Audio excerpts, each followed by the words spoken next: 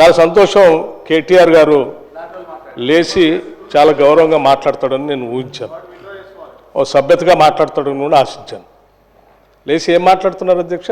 Essence of the డెమోక్రసీలో discussion ఉండాలా, debate ఉండాలన్నారు. సంతోషం.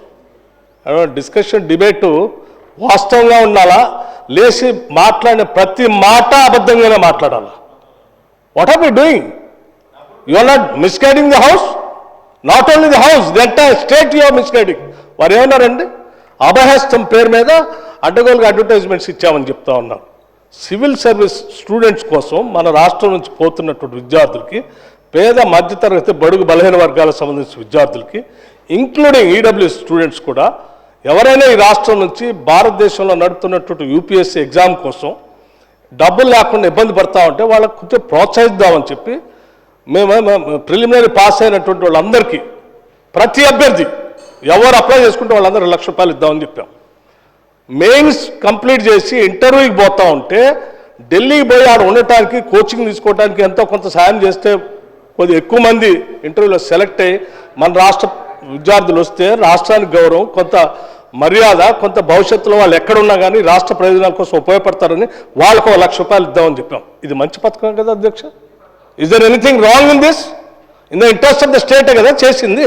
చేసిన దానికి మీరు 4 కోట్లు చేశారు, 40 కోట్లు అడ్వర్టైజ్మెంట్ చేసుకున్నారు. నేను అడుగుతా ఉన్నాను పల్లా రాజేశ్వరరెడ్డి గారిని, అడ్వర్టైజ్మెంట్ మీరు చూసారా? ఇచ్చామే. ఇది is it not a blanket statement of misguiding the house? Can't do like this. అధ్యక్ష వారు లేచి ఇంకో ఆయన లేచి మాట్లాడుతూ ఉన్నారు కేటీఆర్ గారు. ఏమండి 30% తీసుకున్నారు, కమిషన్ తీసుకున్నారు అనమాట. ఎవరండి 40,000 కోట్ల రూపాయలు పనులు చేపించి బిల్లులు ఇవ్వకుండా రాష్ట్రం మీద 1,00,000 కోట్ల పోబడి అప్పులు చేసి మీరు పోతే వాళ్ళందరూ బిల్లులు రాక నానా బాధపడుతూ రాష్ట్రం కోసం అటు తిరిగి ఇటు తిరిగి సెకండరీ చుట్టూ తిరిగి నానా బాధపడుతున్నారు.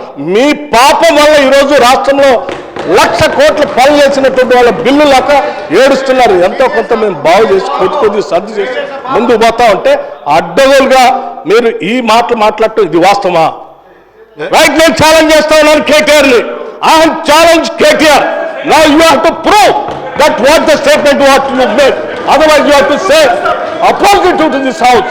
He has to make a statement. అధ్యక్ష నేను అడుగుతా ఉన్నాను, ఇది మీరు ప్రూవ్ చేయకపోతే ఈ సభకి క్షమాపణ చెప్పాలి, ఈ రాష్ట్ర ప్రజలకు కూడా క్షమాపణ చెప్పాలి. ఈ రకంగా మైక్ దొరికింది కదా అని అడ్డగోలుగా ప్రభుత్వం మీద బ్లాంకెట్గా ఈ రకమైన స్టేట్మెంట్ ఇస్తే ఇట్ ఈస్ నాట్ కరెక్ట్ అధ్యక్ష. గౌరవ సభ్యుడు దీని మీద తిరిగి సమాధానం చెప్పాలి, క్షమాపణ కూడా చెప్పాలి. దయచేసి ప్లీజ్ ఇప్పుడు కేటీఆర్ గారు ఏదైతే 30% అని అనుచిత వ్యాఖ్య చేసినో దాన్ని రికార్డులకు వెళ్ళి డిలీట్ చేయడం జరుగుతుంది. ప్లీజ్ పల్లె రాజేశ్వరరెడ్డి గారు, ఓన్లీ 5 minutes. పల్లె రాజేశ్వరరెడ్డి గారు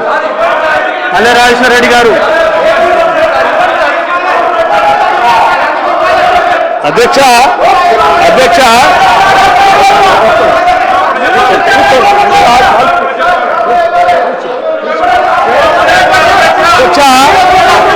ఒక బాధ్యత సభ్యులందరూ సహకరించాలి. డిప్యూటీ సీఎం గారు మాట్లాడుతున్నారు, దయచేసి అందరూ సహకరించాలి. అధ్యక్ష మేము రాజకీయ గారు మాట్లాడుతున్నారండి, మీరు కొంచెం ఇనాలి కూడా. ప్లీజ్ సార్, మీరు కూడా కొంచెం సహకరించాలి. కూర్చోండి, అందరూ కూర్చోండి. అధ్యక్ష ఇప్పుడు అక్కడ ఒక గౌరవ ఉప ముఖ్యమంత్రి గారు లేచినప్పుడు మనం కూడా చూసి ప్లీజ్. అధ్యక్ష మేము ఒక బాధ్యతతో రాజకీయాల్లోకి వచ్చాం. అడ్డగోలుగా మీలాగా రాష్ట్రం మీద పడి బరి తెగించి దోపిడీ చేసుకోవడానికి రాలేదు. మేము ఒక బాధ్యతతో ప్రజలకు సేవ చేయాలని, మేలు చేయాలని ఒక నమ్మకంతో మాలాగా ఈ రాష్ట్రంలో అణగారిన వర్గాలు, బాధితులు, తాడితులు, ఇబ్బందులు ఉన్నటువంటి మధ్యతరగతి కుటుంబాలు బాధపడకూడదు, వాళ్ళ కోసం ఏమైనా చేయాలనేటువంటి ఉన్నతమైనటువంటి ఆలోచనతో రాజకీయాలకు వచ్చినటువంటి వాళ్ళు ఎంత ఉన్నారు. మీలాగా అడ్డగోలు పనులు చేసి ఈ రాష్ట్రాన్ని దోపిడీ చేసి సర్వనాశనం చేసి 8 లక్షల కోట్ల రూపాయలు దీని మీద పారవేసిపోయే విధంగా మేము రాలేదు. అధ్యక్ష మాట్లాడే ముందు ఒక బాధ్యత ఉండాలి, నిబద్ధత ఉండాలి.